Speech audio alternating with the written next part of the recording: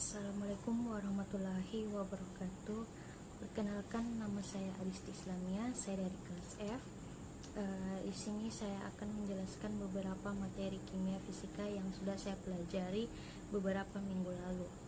Materi yang pertama, ikatan ion.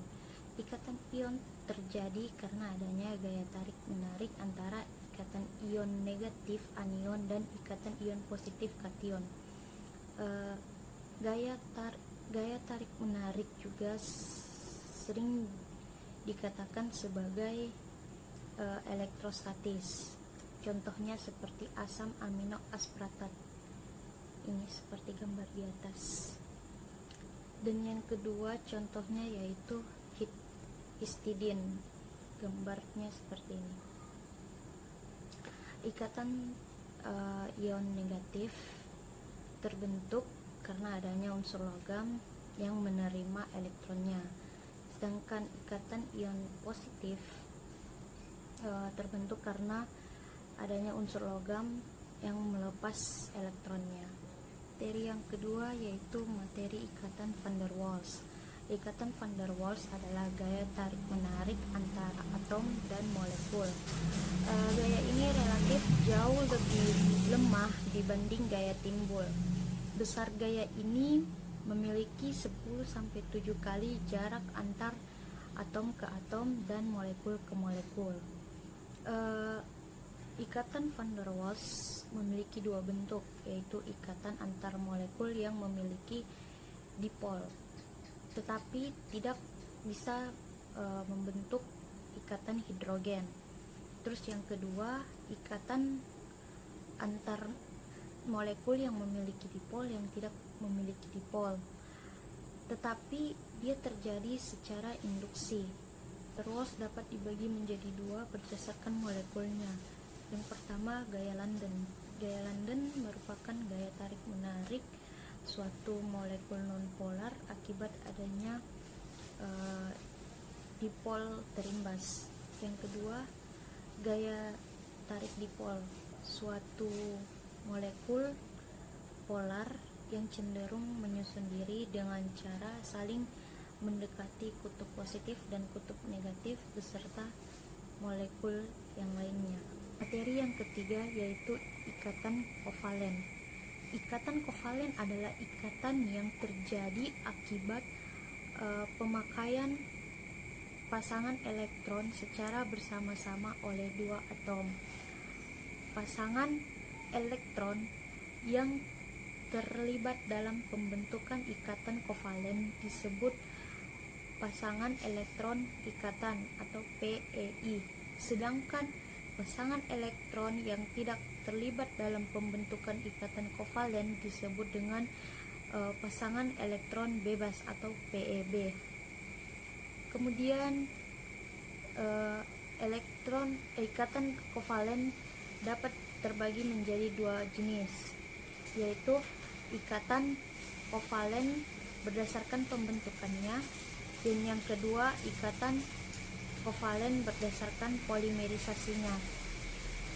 Yang pertama, ikatan kovalen berdasarkan pembentukannya, yaitu ikatan kovalen rangkap tunggal, yang artinya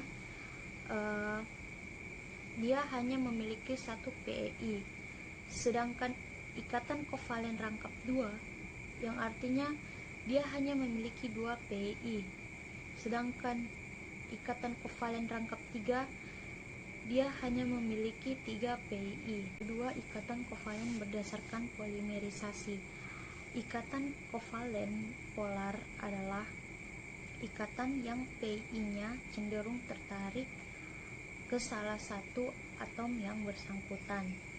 Sedangkan ikatan kovalen nonpolar adalah ikatan yang PEI-nya tertarik sama-sama kuat terhadap salah satu atom yang berkaitan.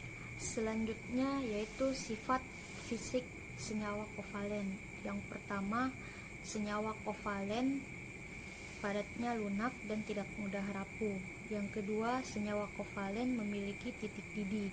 Dan yang ketiga, senyawa kovalen larut dalam pelarut organik. Dan yang terakhir, senyawa kovalen umumnya tidak menghantarkan listrik. Kemudian kelarutan senyawa kovalen. Pada umumnya senyawa kovalen tidak dapat larut di dalam air, tetapi ia dapat larut dalam larutan organik. Dan yang terakhir yaitu pembentukan ikatan kovalen. Pembentukan ikatan kovalen yaitu hidrogen klorida merupakan contoh lazim pembentukan ikatan kovalen dari atom hidrogen dan atom klorin. Materi yang keempat yaitu logam.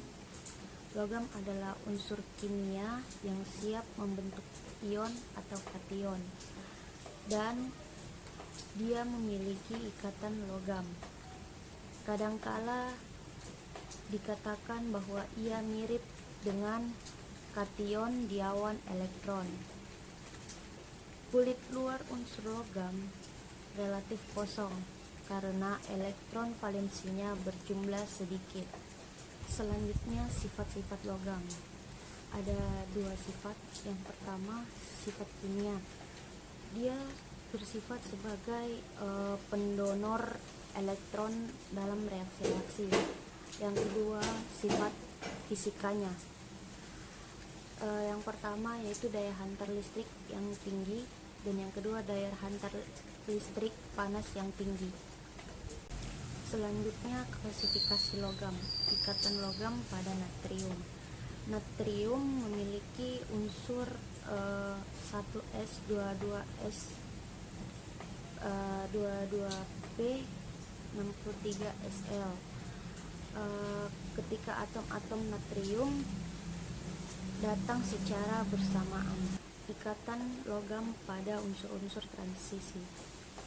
Logam transisi cenderung memiliki titik leleh dan titik didih. Reaksi senyawa logam, yaitu logam-logam alkali yang memiliki beberapa sifat fisik, antara lain semuanya lunak, kemudian putih mengkilat dan mudah dipotong. Ikatan logam pada magnesium. Magnesium memiliki struktur elektronik terluar, yaitu 3s2. Ikatan pada leburan logam.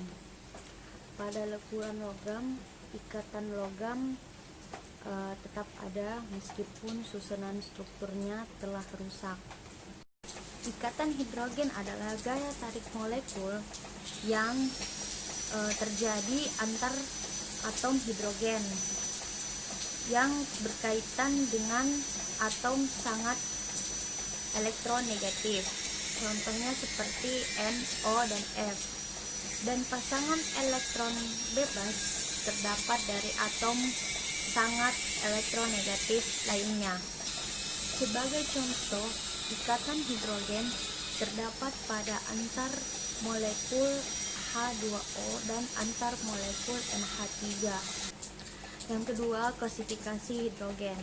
Yang pertama, ikatan hidrogen intermolekular, yaitu ikatan hidrogen yang terdapat pada molekul yang berbeda atau antar molekul. Contohnya seperti reaksi H2O dengan Cl-.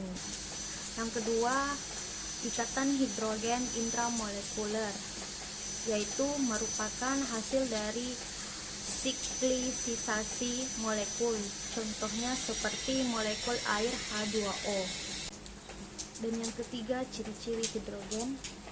Yang pertama, kekuatan ikatan cenderung lemah, dan yang kedua, panjang ikatan cenderung besar, dan yang ketiga, pada alkana rantai C yang sama.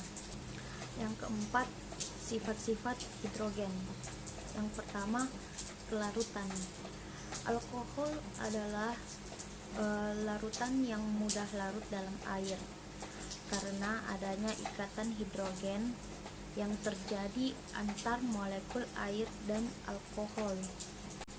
Dan yang kedua yaitu volatilitas, karena senyawa yang melibatkan ikatan hidrogen antar molekul yang berbeda memiliki titik didih yang tinggi. Materi yang terakhir yaitu perubahan energi.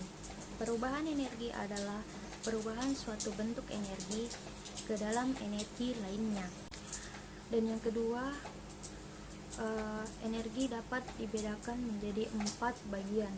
Yang pertama, energi kinetik.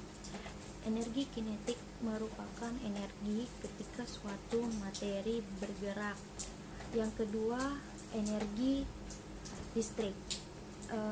Energi listrik merupakan energi yang di dalamnya terdapat muatan listrik dan arus listrik. Yang ketiga, energi panas merupakan energi yang terdapat dalam matahari dan api. Keempat, yaitu energi kimia, merupakan energi yang terdapat dalam suatu zat. Dan yang terakhir adalah contoh perubahan energi. Yang pertama, energi kimia berubah menjadi energi cahaya, seperti lilin yang dibakar. Dan yang kedua, energi listrik menjadi energi panas. Contohnya seperti pemanggang atau oven, kemudian pencetok rambut. Mungkin sekian dari beberapa penjelasan materi dari saya. Assalamualaikum warahmatullahi wabarakatuh.